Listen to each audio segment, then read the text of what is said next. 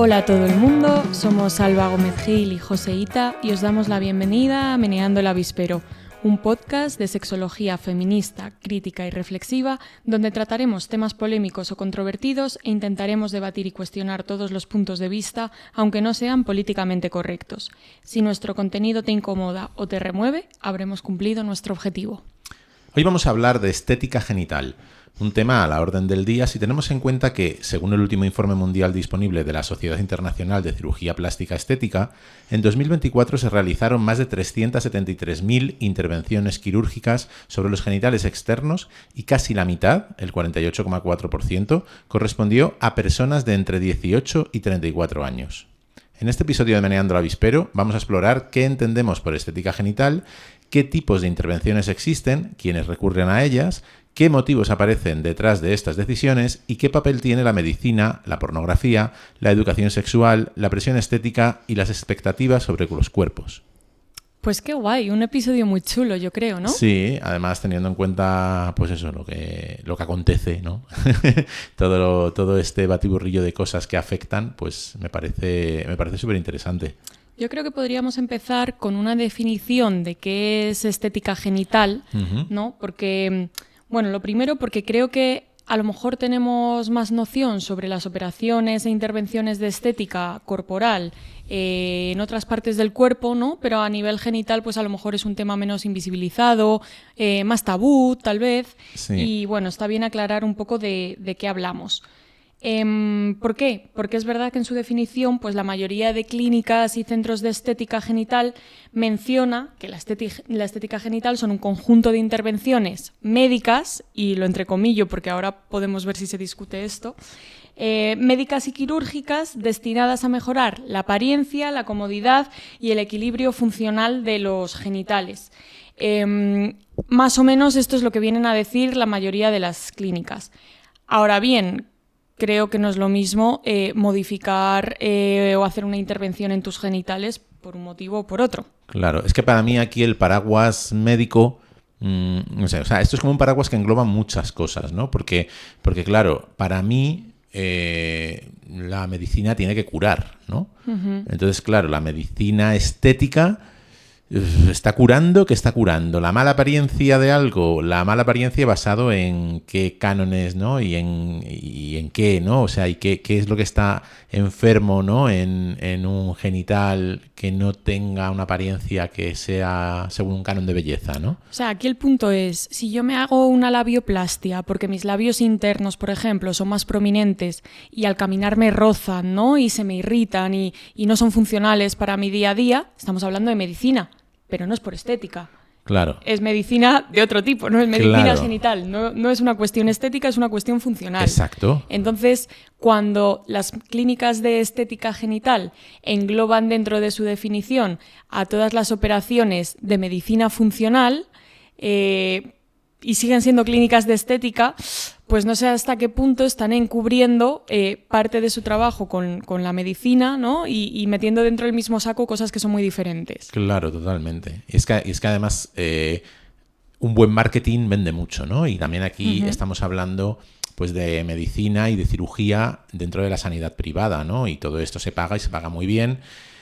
Y al final generarle necesidades a la gente hace que un negocio pueda prosperar mucho. Total. Entonces, claro, no es algo como la medicina de, oye, me duele esto, estoy enfermo, voy, me curas y me voy a mi casa, ¿no? Si bien es cierto que las intervenciones con fines médicos que sirvan para, pues yo qué sé, tratar una zona lesionada, una condición de tu cuerpo, como puede ser el caso de los labios internos que he mencionado anteriormente, que te genera malestar físico en el día a día, o incluso intervención después de un daño obstétrico, ¿no? Imagínate por un desgarro tras un parto, una episiotomía. O sea, ese tipo de operaciones médicas pueden entrar por la Seguridad Social perfectamente si el equipo de ginecología lo valora y decide que es pertinente, ¿no? Uh-huh. Bueno, a veces incluso no deciden que es pertinente y seguiría siéndolo.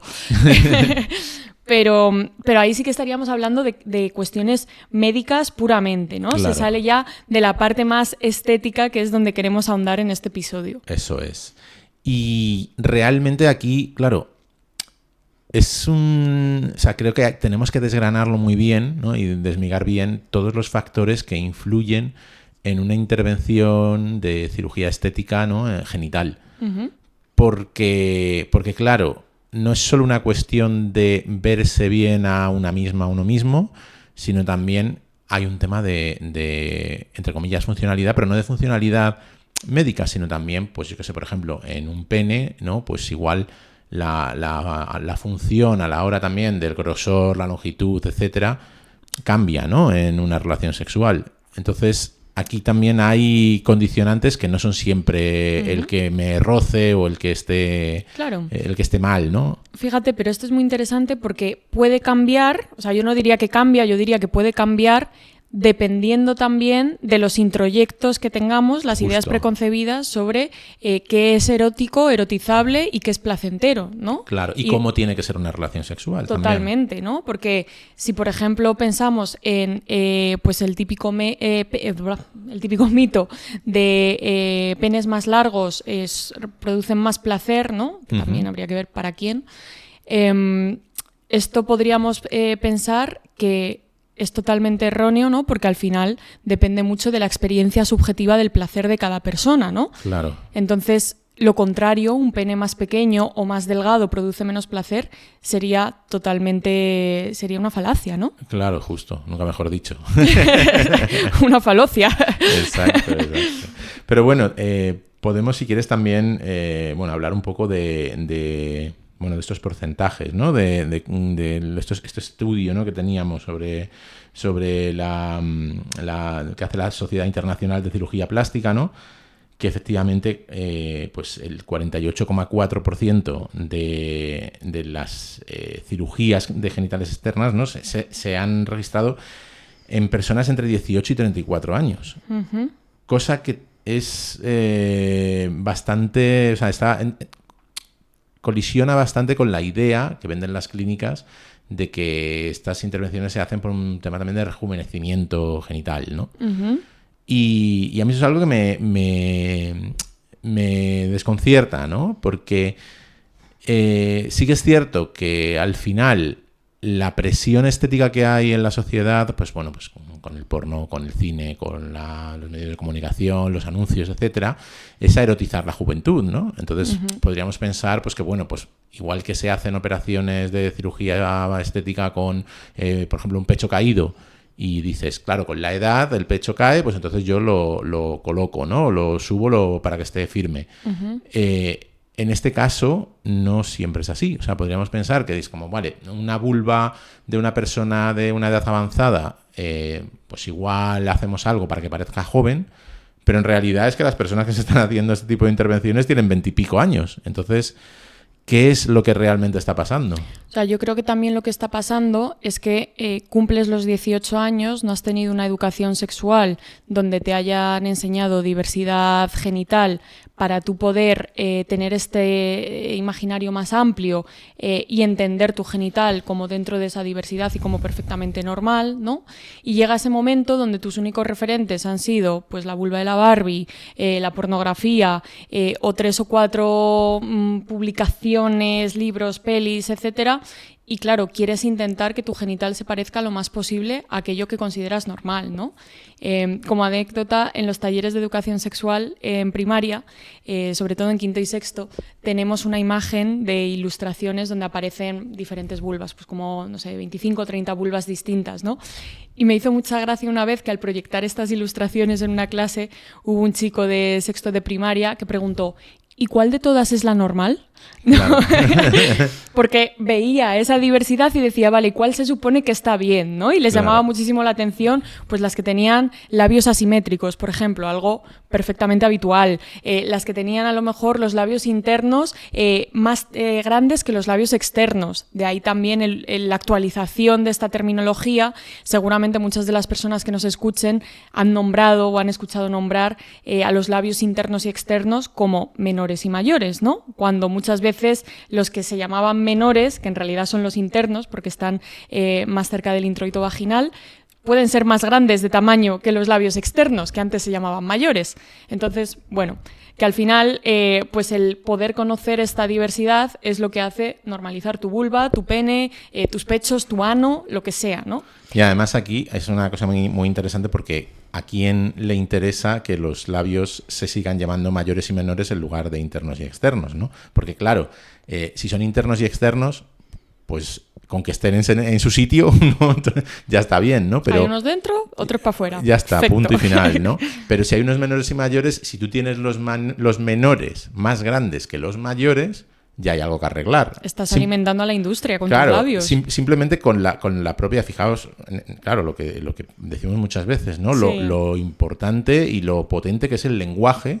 Total. Cuando nombras algo de una determinada manera, ya estás creando un estigma. Sí, de hecho, hay una técnica comercial, ¿no?, que es extraordinariamente eficaz, que es tomar una característica que es normal, darle un nombre que suene patológico para después ofrecerte un tratamiento, ¿no?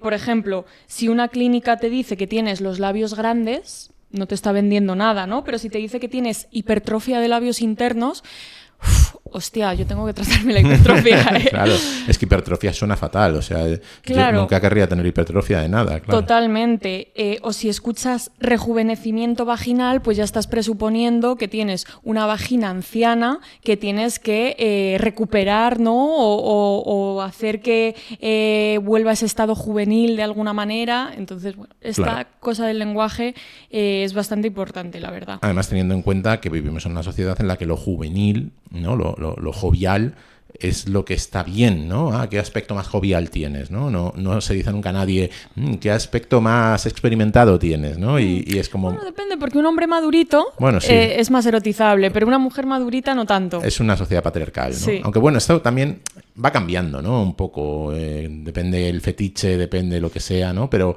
sí es cierto que todo lo que sea asociado a la juventud es positivo. Totalmente. De hecho, volviendo a la imagen de la vulva, el ideal estético de la vulva es una vulva infantil. Es una vulva con labios poco desarrollados, es una vulva sin pelo, es una vulva con un capuchón del clítoris oculto. De hecho, hay intervenciones para cortar el capuchón del clítoris, ¿no? Efectivamente. Que, bueno, igual me estoy adelantando. No, está bien, está bien. Además que me parece como que es muy interesante que nuestra sociedad evidentemente condena cualquier tipo de agresión sexual a la infancia, ¿no? Y claro, a nadie se le ocurre subir una foto de su hija desnuda a redes sociales, ¿no? A ningún sitio, ¿no? Porque al final, coño, claro, hay una protección de la infancia. Pero luego bueno, quieres... se han dado casos. Bueno, se han dado casos, sí, pero bueno, a lo que voy es a que luego... queremos que las vulvas de las personas adultas parezcan vulvas de personas infantiles, ¿no? Y es como, entonces, ¿esto por qué? O sea, ¿por qué hay esta incongruencia? Bueno, al final yo creo que es por la erotización de la juventud, como tú has dicho antes, claro. ¿no? Creo que eso es, tanto pornografía como juventud son los principales referentes a nivel de presión estética genital. Claro. Bueno. Cuando luego también hay una cosa que me resulta muy interesante, que es que a nivel de placer, ¿no? A nivel de receptores sensitivos, ¿no? Receptores nerviosos de la piel, que recordemos que la piel es nuestro órgano sexual más grande, ¿qué diferencia hay, ¿no? O sea, yo claro, yo como persona que no tengo una vulva no lo sé, pero sí tengo un genital y desde luego toda la piel de mi genital es sensible, ¿no? Y es potencialmente una fuente de placer. Entonces, yo también entiendo, bueno, y también pues, por las personas con las que he compartido sexualidad, las personas que, o sea, en vulvas donde los labios están más desarrollados, hay sensibilidad, ¿no? En toda esa carne, en toda esa piel, hay sensibilidad. O sea, que podríamos pensar que labios de un tamaño mayor al final tienen más terminaciones nerviosas con capacidad de sentir placer, ¿no? Y lo que queremos, y la industria, sin embargo, te lleva a recortar esos labios, disminuyendo el número de terminaciones nerviosas para encajar en el ideal estético y, fíjate, reduciendo, limitando así tu capacidad de placer. O sea, justo, ¿no? O sea, yo como persona que no tiene vulva puedo imaginarme esto, ¿no? Que pienso, al final, una operación de reducción del tamaño de los labios te está quitando sensibilidad en tu vulva, ¿no? Ojo, que puede ser que también sea una cosa mucho más cómoda, pues a la hora, lo que decías tú, ¿no? De andar, de que roce, de hacer deporte, de cualquier tipo de actividad física, ¿no? Pero realmente, si el único motivo es estético, estás cayendo en el para lucir hay que sufrir, ¿no? O sea, al final estás sacrificando una fuente de placer para simplemente encajar en un canon estético. Total. De hecho, aquí quería conectar con el tema de la mutilación genital femenina, que ahora verás cómo lo hilo. Sí. Pero bueno, para aquellas personas que no estén familiarizadas con el término, la mutilación genital femenina es una práctica de corte patriarcal que se realiza mayoritariamente en países del África subsahariana, aunque no solo, también en algunas poblaciones de América Latina, en la zona de la selva por Colombia, incluso en algunas zonas de Indonesia y demás, también se han referido casos, que básicamente consiste en, pues como el propio nombre indica, ¿no? En la mutilación del genital femenino con fines no médicos, ¿vale? En este caso, pues para controlar la sexualidad, para reducir el placer, y básicamente para esto. Hay varios tipos. Hablamos del tipo 1, lo que se conoce como clitoridectomía, cuando se extirpa o se corta parcial o totalmente el clítoris, ¿vale? O su capuchón, la parte visible del clítoris. Está el tipo 2, que es la escisión, que es la resección parcial o total del clítoris o de los labios internos con o sin extirpación de los labios externos. Luego tenemos el tipo 3, que es la infibulación, que es básicamente cuando se cose la abertura vaginal para disminuir el tamaño del introito, ¿no? Y simplemente se deja un pequeño orificio para la orina y la menstruación, que bueno, te puedes imaginar las consecuencias a nivel de salud que acarrea esto cuando las niñas que lo tienen empiezan a menstruar, muchísimas infecciones, luego por supuesto pues cicatrizaciones que no cicatrizan bien, en fin. Y tenemos un tipo 4 que incluye todos los demás procedimientos que son perjudiciales para los genitales femeninos, que además se realizan con fines no médicos, como perforaciones, raspados, incisiones, cauterización de la zona. Y podríamos meter dentro de esta tipología las labioplastias, las vaginoplastias, las operaciones que se hacen también para reducir el capuchón del clítoris en Occidente por motivos no médicos y otro tipo de intervenciones en la vulva. ¿Podríamos meterlas aquí? Claro, que al final el concepto es el mismo, ¿no? Es seccionar partes de la vulva para un fin no médico, ¿no? Por así decirlo. Entonces, al final... claro, en África lo llamas mutilación porque son unos salvajes, y aquí lo llamamos labioplastia, pero en el fondo el fin no es un fin médico, ¿no? ¿Cuál es el matiz diferenciador? Que es verdad que la mutilación genital femenina es practicada sobre niñas de manera forzada, sin su consentimiento, muchas veces cuando todavía no tienen ni conciencia sobre ello, ¿no? De hecho, yo estuve durante 6 años trabajando en Guinea-Bissau en proyectos que prevenían la mutilación genital femenina y acompañando a mujeres supervivientes de mutilación.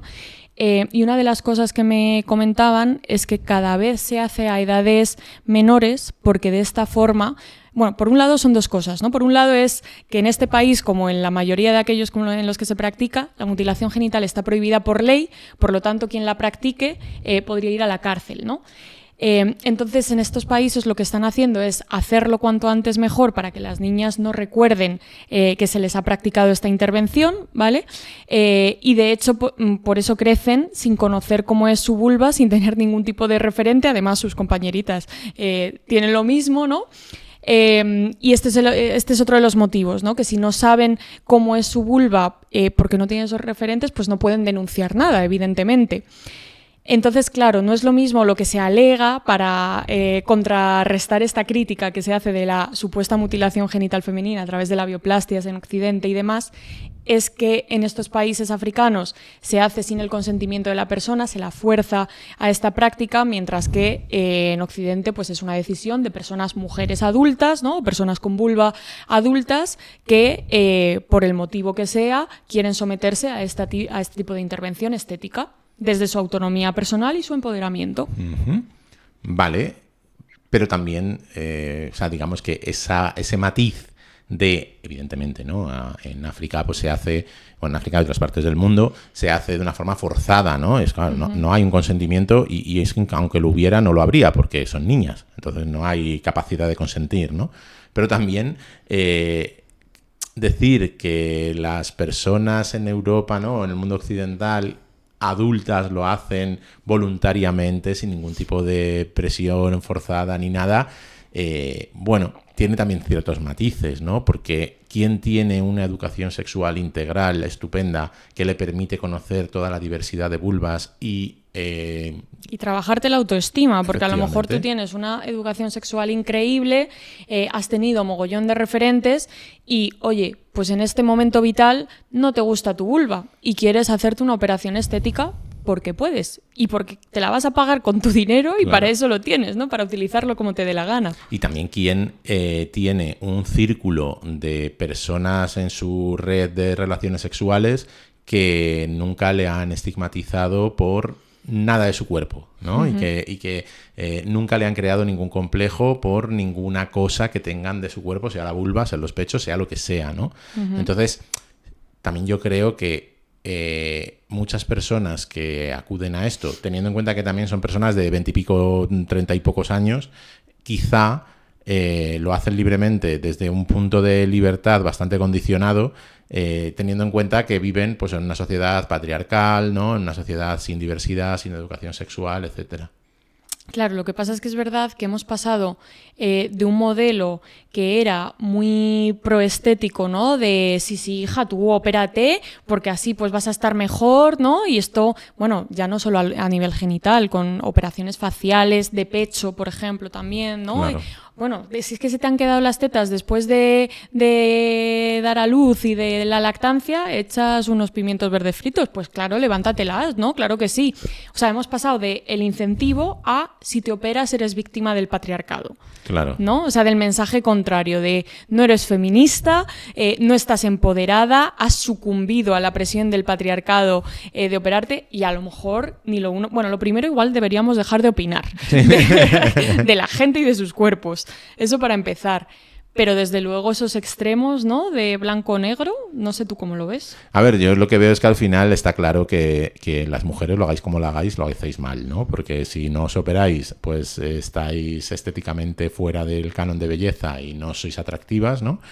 Y luego, por otro lado, si sí os operáis, pues habéis sucumbido, ¿no? Al patriarcado y sois malas feministas y tal. Entonces, al final, como con otros tantos temas, no hay realmente una forma correcta, ¿no? de actuar que te pongan el sello patriarcal, el sello feminista y el sello de la sociedad, ¿no? Y yo creo que aquí las empresas se han apropiado un poco de este capitalismo, ¿no? Y de incluso del feminismo, porque ahora lanzan mensajes en plan de hazlo por ti, es tu cuerpo, tus reglas, ¿no? Como lanzando mensajes de... Sí, te tienes que gustar a ti misma. Te tienes que gustar a ti misma y si para gustarte necesitas pasar por nuestra clínica, perfecto, estás empoderada, ¿no? Y me parece que se han montado en el barco de la ideología consumista y capitalista de la estética y han aprovechado eso muchísimo.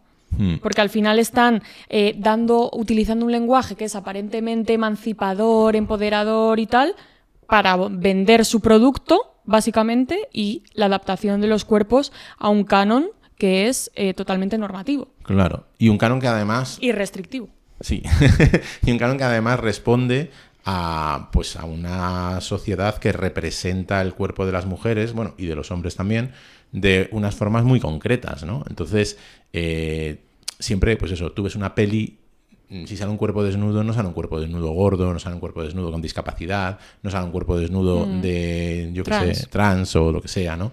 Y claro, es normal que si no hay representación te sientas invisibilizado cuando tienes cualquier no normatividad, ¿no? Y claro, de esto también se aprovecha el sistema, se aprovechan las clínicas, ¿no? Y claro, al final es como una maquinaria perfecta, ¿no? En un sistema patriarcal que bueno, pues que incluso hasta innovaciones tecnológicas como la inteligencia artificial, como beben de las representaciones sociales, si tú le pides que te haga pues bueno, tendrías que utilizar una IA que no tenga restricciones, ¿no? Pero si tú le dices, hazme un cuerpo desnudo, quiero ver una vulva, quiero ver unos pechos y un ano, te lo va a hacer y te lo va a hacer de una forma muy normativa, ¿no? Entonces, claro, aquí creo que también esas innovaciones tecnológicas tienen esa responsabilidad de decir qué es lo que queremos construir, ¿no? Pero claro, al final el que tiene el dinero tiene el poder, con lo cual lo que quieren construir es algo que también encaje en esa misma rueda patriarcal, ¿no? Y en este mismo sistema de explotación, ¿no? y económico. Total, por eso yo aquí también rompo una lanza a favor de la pornografía ética y feminista, porque me parece que en ella hay un compromiso con mostrar diversidad en general, no solo corporal, sino a nivel también de orientaciones sexuales, de géneros, de prácticas, de todo. Y creo que esto lo mencionábamos en el capítulo de pornografía para adolescentes, eventualmente podríamos plantearnos que la pornografía no mainstream tuviera un papel pedagógico también a la hora de darnos a conocer esa diversidad corporal que en otros medios no se va a dar. Claro, porque en verdad yo estoy convencido que si personas en su adolescencia, que es justo cuando están desarrollando, ¿no? esta autoestima, este conocimiento corporal, ¿no? y vienen los primeros traumitas, si ahí tienen una posibilidad de ver cuerpos diversos, ¿no? Y de entender que no todo tiene que ser igual y que no hay una norma y que los cánones de belleza son impuestos, quizá pues podamos conseguir que no haya este tipo de necesidad tan temprana, ¿no? Ojo, que volvemos a lo mismo, ¿no? Y lo vuelvo a repetir. Si esta necesidad viene, pues, de un problema funcional, ¿no? De un problema de, pues eso, de que roce al hacer deporte o lo que sea, pues bueno, estamos hablando de otra cosa, ¿no? Total. Pero si es desde un punto de vista meramente estético, por encajar en una norma, ¿no? Y que te genera más malestar que bienestar, y vas a recortar encima tu placer, nunca mejor dicho, pues aquí yo creo que sí que tenemos algo que analizar, ¿no? Y darle una vuelta. Sí, de hecho, fíjate, me vienen dos cosas, a ver si no se me olvidan. Empiezo con tema circuncisión y recordadme que cuente lo del hammam, ¿vale? Tema circuncisión, porque también es el cortar el prepucio, a priori, en algunas culturas se hace antes de que suponga ninguna patología, ¿no? Antes de que haya un problema de fimosis o algún malestar, algún dolor, se hace como de forma preventiva. Claro, se hace de forma preventiva, digamos.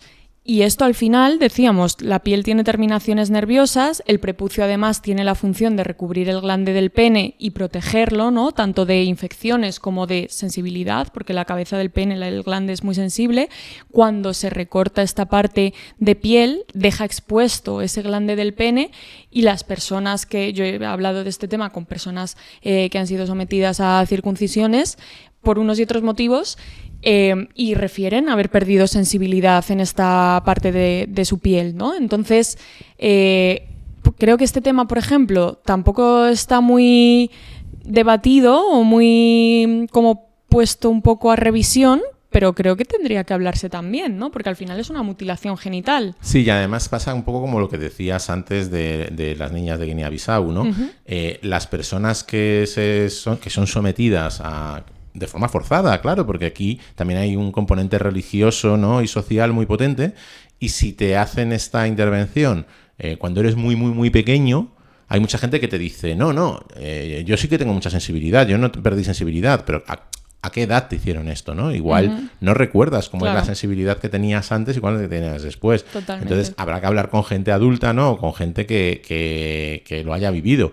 Y yo recuerdo un chiquillo en un taller de educación sexual que cuando hablábamos de la higiene del pene debíamos estar en tercero de primaria, como 8 años. Y cuando vio lo del prepucio empezó, yo no tengo de eso. Claro. Yo no tengo.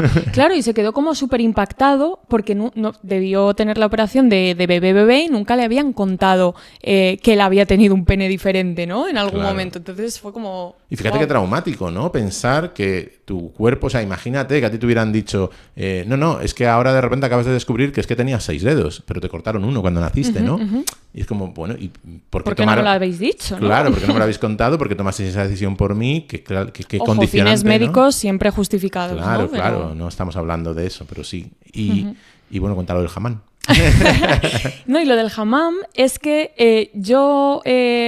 en mi infancia y adolescencia jugué muchísimo al baloncesto, entonces estaba muy acostumbrada a cambiarme en vestuarios con mis compañeras, con el equipo contrario. O sea, yo tenía por suerte muchísimos referentes de cuerpos femeninos de mi edad, pero recuerdo con 20 y pocos años que fui a la boda de una amiga que se casó en Marruecos, y una de las actividades de preboda era ir todas juntas a un hammam, a los típicos baños árabes, ¿no? Comunitarios, públicos, además. Joder, flipé muchísimo porque fue la primera vez, yo creo, en mi vida que vi a mujeres de todas las edades, con corporalidades muy diferentes, ¿no? A raudales. Y hasta entonces nunca había tenido como ese referente de cuerpos que no fuesen de mi edad desnudos. Y me pareció como tan, no sé, como tan inspirador decir, joder, hay tanta diversidad, ¿no? Y puedo entender también cómo va a cambiar mi cuerpo a medida que vaya creciendo. O sea, esa experiencia, si podéis, no os la perdáis. La cosa es que, fíjate, aquí socialmente está muy establecido que los cuerpos deben ser tapados, pero luego queremos intervenir en las partes más íntimas. Sí. Porque, claro, tienen que ser bellas, ¿no? Tienen que ser estéticas. Entonces es como, ¿y para qué? Si luego lo quieres tapar todo el rato, ¿no? Sí, total. Bueno, pero para mostrarlas en intimidad y claro, que haya esa valoración. Exacto, es verdad y que esa en ese aprobación sentido, también. Sí, justo. En ese sentido hemos pasado de que los genitales nos sirvan, como has dicho tú, para el placer, pero también para la reproducción o para la micción o incluso a nivel identitario, ¿no? A que ahora los genitales deben tener una buena presentación visual, ¿no? Para complacer, gustar a la otra persona, para cubrir sus expectativas y que no sean ni demasiado grandes ni demasiado pequeños, que estén bien depilados o no, dependiendo de las preferencias. O sea, qué presión. Sí, totalmente. Y aquí, efectivamente, bueno, las mujeres, ¿no? o las personas de sexo femenino tenéis muchísima más presión siempre, pero los hombres o personas de sexo masculino no estamos libres de esta presión, ¿no? De esta presión estética.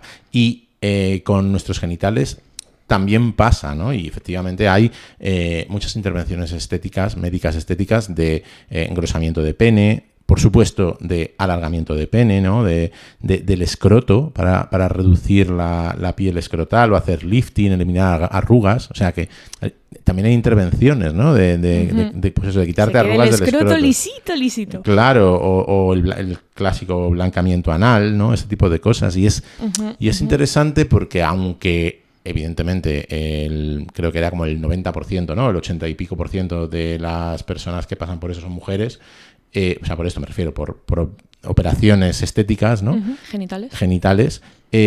Los hombres también, ¿no? Y fíjate, aquí entra en juego pues varios factores, ¿no? Porque, claro, también hay una cuestión, como decíamos al principio, ¿no? Funcional, ¿no? De decir, bueno, es que yo quiero tener pues igual un pene más grueso, más largo, pues para una mejor penetración o para lo que sea, ¿no? Pero lo que pasa es que aquí entra en juego la parte estética y sobre todo la parte visual.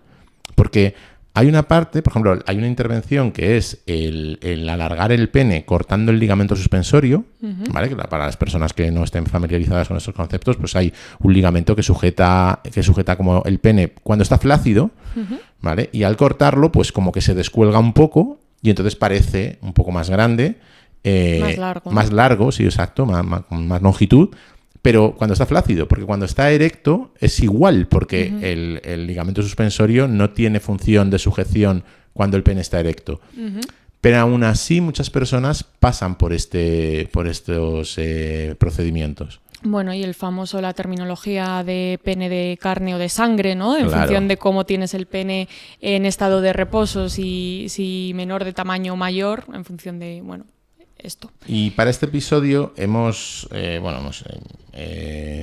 profundizado un poco, ¿no? Hemos buscado encuestas, ¿no? Sobre, pues, para ver, ¿no? quién pasa por por esas intervenciones, cuáles son las que más se hacen, qué género, qué edad, etcétera, ¿no? Como decíamos al principio.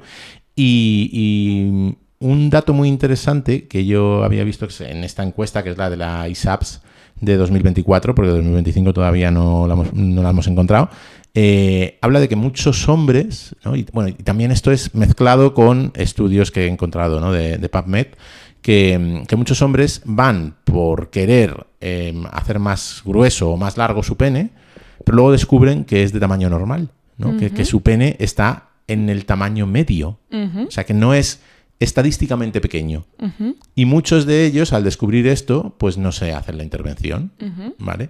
Cosa que es tremendamente interesante, porque creo que los referentes que tenemos los hombres, ¿no? Las personas con pene, de tamaños de pene, al final, ¿de dónde es? Porque sí que es verdad que los pechos pueden salir en muchas películas no pornográficas, ¿no? En muchas películas normales, por así decirlo, ¿no? Pero los penes nunca salen en ningún sitio. Claro. Y si te fijas, y las vulvas tampoco. Bueno, las vulvas tampoco, claro. Entonces, no hay representación de cómo son los genitales en ningún sitio, excepto en el porno. Uh-huh. Entonces, claro, si tú la única referencia que tienes para comparar tu pene con otros es en el porno, siempre tu pene te va a parecer pequeño, ¿no? Claro. Hasta que, claro, llegas a una clínica y te dicen, mire, usted, la media de longitud del pene es, pues bueno, 14, 15 centímetros. Son, ¿no? 13,1, me parece. En España creo que son 13,1, ¿no? Pues, claro, y tú dices, joder, pues igual no estoy tan mal, ¿no? Por así decirlo, ¿no? O no estoy tan fuera de la media. Sí, totalmente. Y eso quería decir. Pensé que ibas a seguir con la reflexión. No, era eso. No, eso que al final es interesante ver que no hay un tema funcional, que realmente es simplemente que tú sientes que no encajas. Claro, y luego si te fijas, además, en las operaciones relacionadas con el aparato genital masculino, siempre va de aumento, ¿no? Claro. De ocupar más espacio, y sin embargo en el femenino va de reducción de labios, del capuchón, de vagina, que es como de... que sean lo más discreto posible, ¿no? Que se vea menos. O sea, esto es sumamente patriarcal. Al final Total. Es el pene ocupando más y la vulva menos, ¿no? Que no se te vea. Súper interesante esto, sí. Está guapo esto. Se te acaba de ocurrir. Bueno, lo pensaba haciendo el episodio, que al final hay una carga simbólica y política súper potente en todo el tema de la estética, ¿no? Claro, súper patriarcal. Pero fíjate... ¿Por qué no podemos tener vulvas como camiones, ¿sabes? En plan, súper gordas y eso. Porque eso no es erotizable, ¿no? Bueno, seguro que hay gente que lo erotiza, pero ya desde el fetiche. Exacto, desde el mundo fetichista. Y además, fíjate qué interesante, porque quizá si las prendas de vestir fueran adecuadas, ¿no? a dar espacio a vulvas más grandes, igual tampoco te molestaba la ropa rozando cuando tú andaras con una vulva grande. Puede ser, efectivamente. Bueno, es que aquí se junta la presión de la industria de la moda también. Claro, justo, ¿no? Y al final, cómo son vuestros pantalones y cómo son los nuestros, ¿no? Sí, 100%. Y está claro que un pene sobresale hacia afuera más que una vulva, pero es que una vulva puede sobresalir hacia afuera también. Sí, igual habría que darle espacio. Sí.